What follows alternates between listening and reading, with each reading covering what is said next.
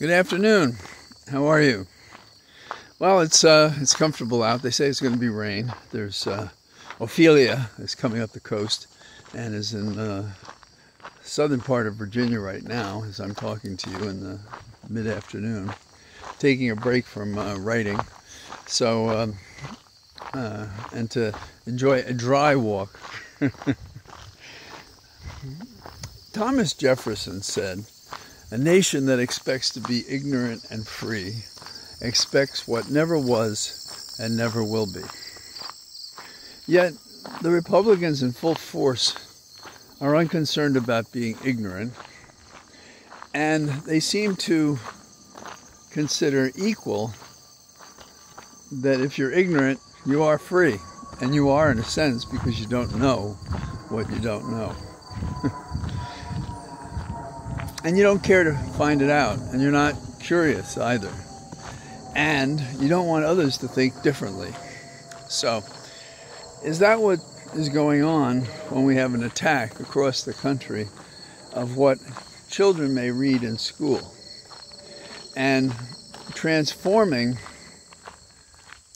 a book that raises questions that inquiring minds should have an opportunity to consider so their own minds can grow and so they can make choices about values and how they identify with things. And that's a mix, of course. It's a mix of the teacher, the reading, the school, and so forth. I was impressed when I could go to a library as a kid and sit there and look at anything in the library, anything at all. And I was surprised in grammar school when they gave me an English medal. I didn't know where that came from. And it's because, in part, I guess people observe you and they see your interest, and you're not always aware of it. But obviously, the getting an English medal brought me to understand that perhaps all that reading has something to do with it. And over the years, I've learned that good writers read a lot, and they're attentive when they're reading. Sentence structure, the use of phrases, the violation of grammatical rules, but the content as well. And what manner of composition leads to communicating and understanding to someone else when you're writing. And so you realize that as a reader, and for many who read unconsciously, it's affecting how they write themselves. And we even have a lawsuit now raising that question about artificial intelligence. Are these great writers whose material is being sucked into an AI, artificial intelligence input, compromising, violating a copyright of great authors, John Grisham and a whole bunch of other people? Now the answer in part was, we at Artificial Intelligence, we're not getting any money for this. Yes, but you're creating a tool and storing up the information that would permit that to happen. And I think that's kind of a crude statement of what the litigation will be about. But I'm more interested in the question of what we can read, what we may have access to, what is legitimate. And I was impressed when I first came upon James Baldwin, who I believe lived in Harlem for this entire period that I'm talking about. And he ultimately read all the books in the Harlem Library. And from his articulation and his writing afterwards, I think you could see that. You can see that that was an element of his facility with words. He read so much, he wrote so much, he thought about it, he delivered it.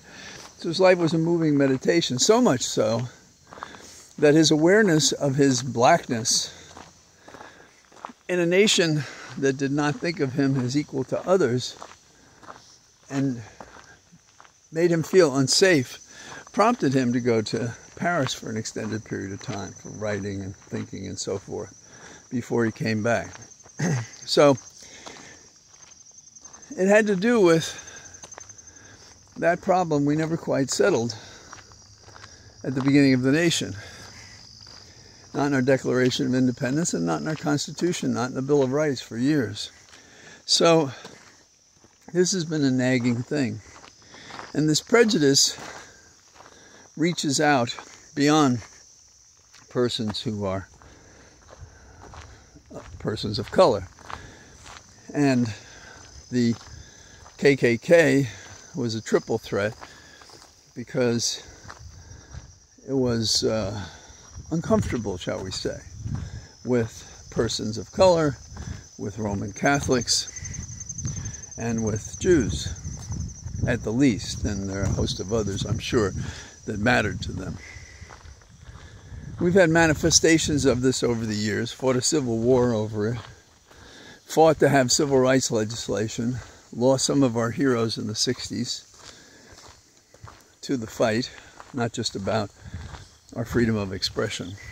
And you've heard me say that freedom of speech is prepositional. That is, that you have freedom of speech, but you don't have freedom after speech. And we've come a cropper in this regard at the youngest ages. And there's a movement among Republicans to compromise the awareness of people. They're afraid that they are awakened or awoke or paying attention or have the ability to read and to think and to understand. So we have books outlawed in the schools. Anne Frank, that book, has been outlawed. Now, I read that in grammar school or high school. And in 1969, when I had a motorcycle and went around the continent, one of my stops was Amsterdam, and I visited where she hid to save her life as long as she could until she couldn't. That book about that experience is banned. Isn't that amazing? In Texas and in Florida. There are people who collect banned books. Where I was in Maine, they actually have a list of the banned books that you can borrow from the library. It's a library in Owl's Head, Maine. And there are other places where I'm sure that there are other examples of this. And I don't know if any of you read Ellison's book, The Invisible Man, which was about how, as a person of color, he was not seen by others. He was invisible. And he has a magnificent range of discussion that was found annoying or outrageous to people on both sides of the remarks he made. And he made a point of, well, I say he made a point of, I don't know how consciously, but his muse, if you will, inspired him to write a book that is a sensational book. And it's banned. It was Advanced Placement English, taught by the Jesuits at Fordham Prep, that I first read that book. And I've reread it over the years because I do believe that our experience and sensibilities change in a way that we can get more out of a book that we were introduced to when we were younger, when we go look at it again. One of my first books, and I don't know if it's been banned, was Last of the Mohegans, Fenimore Cooper.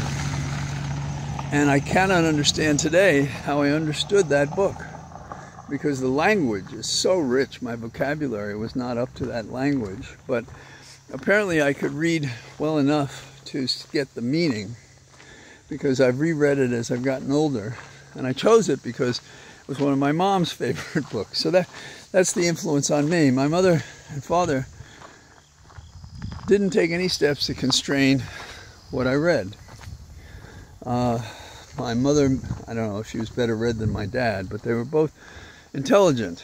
They had lots of common sense and experience and so forth. And I think that they They may have given me hints along the way, I think, when I try to understand how they affected me.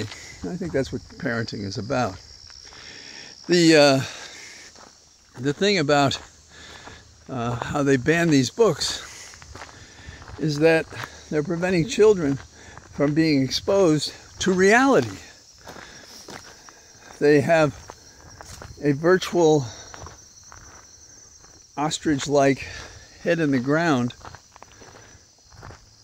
placement about things that are real and that happen and that they'll have to deal with.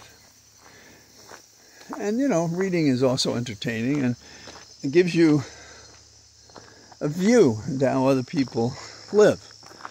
There's a more modern book than Ellison by Coates, and I think it's Between the World and Me. And it has as its leading figure, I think it's Aram Walker, who's a slave. And what was the life of a slave like? The Confessions of Nat Turner, written by William Styron. That was very controversial because what he did was basically have Nat Turner speaking about the uprising that ultimately ended in 60 dead within 100 miles of where Styron lived as a young man. I met him once in New York, and it was very entertaining, and it's interesting that when he spoke, he seemed to speak in the same kinds of phrases that were in his book. What else would it be? But that was pretty interesting. I met Miller in that same place, and he talked like his characters. And why shouldn't he? He had these short phrases, and I just sort of sat there with my jaw open that I had the opportunity to sit with such a writer.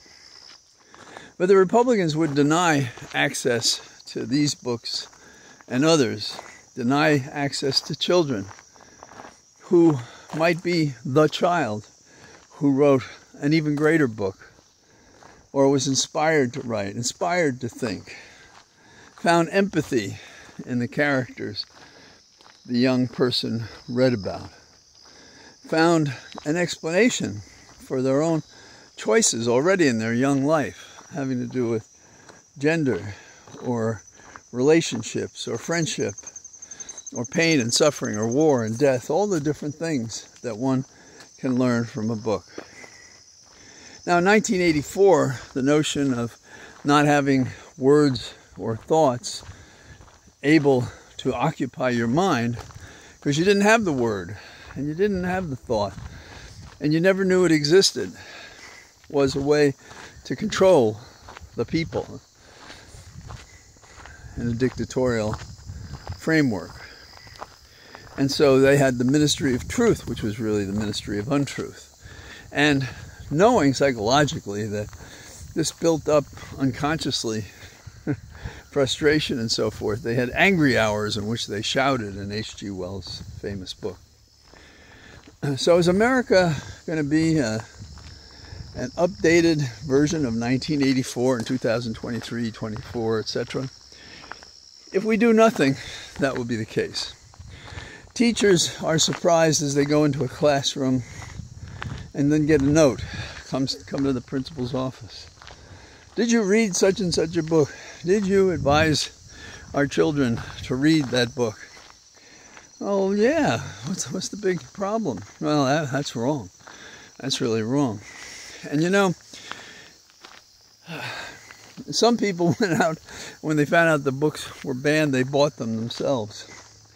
The story here is that be careful of those who lie about what they bring, because when they say freedom, they mean slavery and limitation.